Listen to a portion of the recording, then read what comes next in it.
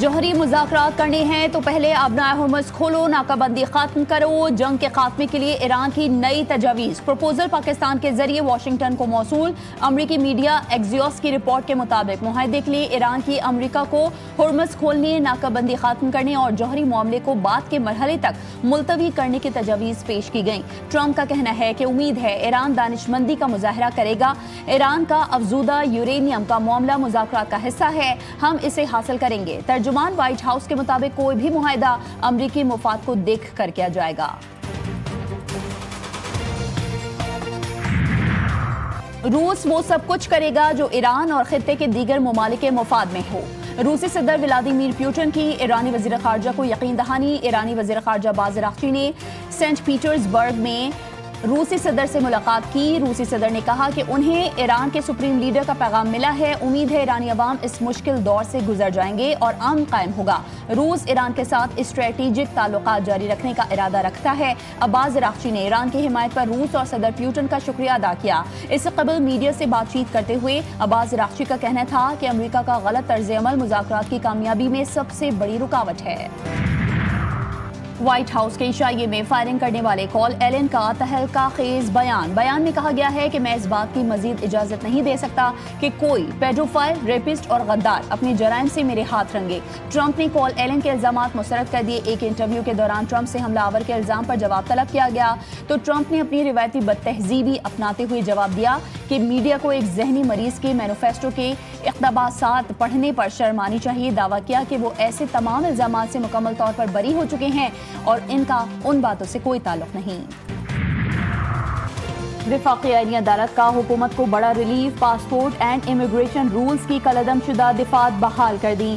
شہریوں کے نام پاسپورٹ کنٹرول لسٹ میں شامل کرنے کا اختیار بحال۔ حکومت کا شہریوں کے پاسپورٹ غیر فعال قرار دینے کا اختیار بھی بحال کر دیا گیا۔ لاہور ہائی کورٹ کا فیصلہ معطل، حکومتی اپیل سماعت کے لیے منظور۔ جسٹس حسن اظہر رضوی کی سربراہی میں 2 رکنی بینچ نے فریقین کو نوٹس جاری کر دیے۔ جسٹس حسن اظہر رضوی نے استفسار کیا، کیا یہ ڈنکی لگا کر جانے والوں کا کیس ہے؟ جس پر ایڈیشنل اٹارنی جنرل نے کہا، فرحان علی نامی شہری غیر قانونی طور پر ایران گیا جہاں سے ڈیپورٹ ہوا تھا۔ غیر قانونی اقدامات پر پاسپورٹ کنٹرول لسٹ میں نام شامل کیا گیا۔ عدالت نے سماعت غیر معینہ مدت تک ملتوی کر دی۔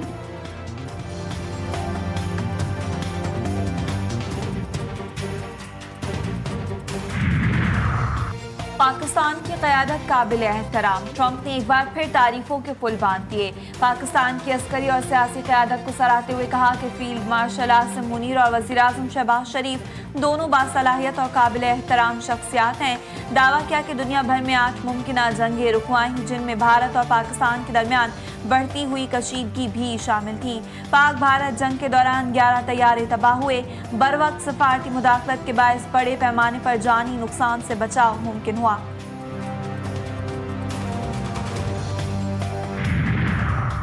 ٹرانسپیرنسی انٹرنیشنل پاکستان کی Sui northern gas pipelines limited کے خلاف پیپرا قواعد کی خلاف ورزی کی شکایت۔ وزیراعظم شہباز شریف کا نوٹس، متعلقہ حکام کو ٹینڈرز میں پیپرا قوانین کی خلاف ورزی کی شکایت کی تحقیقات کی ہدایت۔ وزیراعظم نے کہا ہے کہ اگر شکایت کی تصدیق ہو تو ذمہ داران کے خلاف کارروائی کی جائے۔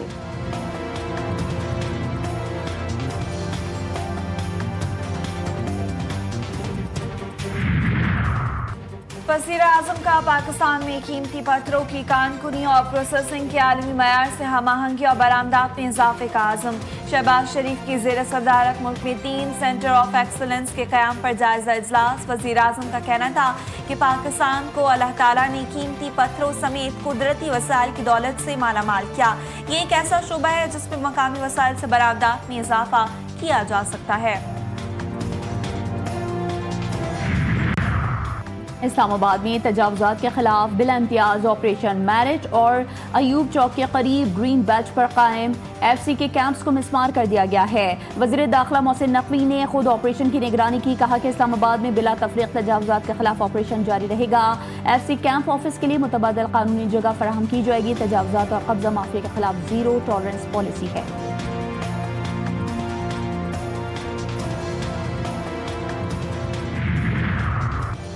گولڈ مائننگ کے تنازع پر گولیاں چل گئیں۔ نوشہرہ کے تھانہ نظام پور کی حدود مندوری میں 2 گروپوں میں خونی تصادم۔ فائرنگ کے تبادلے میں 5 افراد جاں بحق، متعدد افراد زخمی۔ ذرائع کے مطابق دونوں گروپوں میں مبینہ طور پر گولڈ مائننگ کے تنازع پر جھگڑا ہوا۔ پولیس کی بھاری نفری موقع پر پہنچ گئی۔ لاشوں اور زخمیوں کو DHQ اور قاضی میڈیکل کمپلیکس منتقل کر دیا گیا۔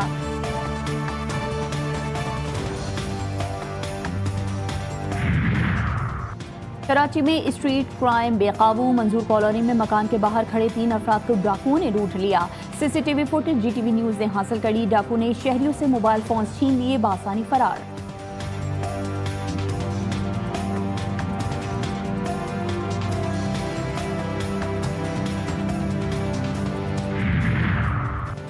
وزیر اعلیٰ پنجاب مریم نواز کی زیر صدارت اجلاس۔ مختصر مدت میں راشن کارڈ، ہمت کارڈ اور مینارٹی کارڈ سے 16 لاکھ سے زائد لوگ مستفید۔ رواں مالی سال 2 لاکھ افراد کو ہمت کارڈ کے ذریعے مالی امداد فراہم کی جائے گی۔ مریم کو بتائیں، پروگرام کے ذریعے مزید 50,000 افراد کو راشن کارڈ دینے کا فیصلہ۔ پنجاب بھر میں مختلف منصوبے شروع کر دیے۔ اپنا کھیت اپنا روزگار پروگرام وزیر اعلیٰ کا اہم قدم ہے۔ صوبائی وزیر اطلاعات عظمہ بخاری کی پریس کانفرنس کہتے ہیں کہ پنجاب کی زمین کے مالک یہاں کے عوام ہیں۔ اپنا کھیت اپنا روزگار اسکیم بے زمین کاشتکاروں کے لیے ہے۔ کاشتکاروں کو زمین 10 سال کی لیز پر دی جائے گی۔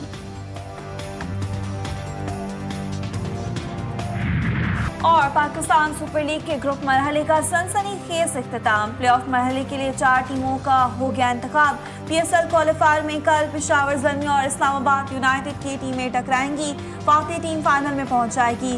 پہلے ایلیمینیٹر میں ملتان سلطانز اور حیدرآباد کنگز بدھ کو آمنے سامنے ہوں گی۔ ہارنے والی ٹیم گھر جائے گی، جبکہ فائنل میں جانے کے لیے ایلیمنٹری کی فاتح ٹیم کوالیفائر کی شکست خوردہ ٹیم کے مد مقابل آئے گی۔ فرنچائز مالکان کی درخواست پر وزیر اعظم شہباز شریف نے PSL فائنل میں تماشائیوں کو آنے کی اجازت دے دی۔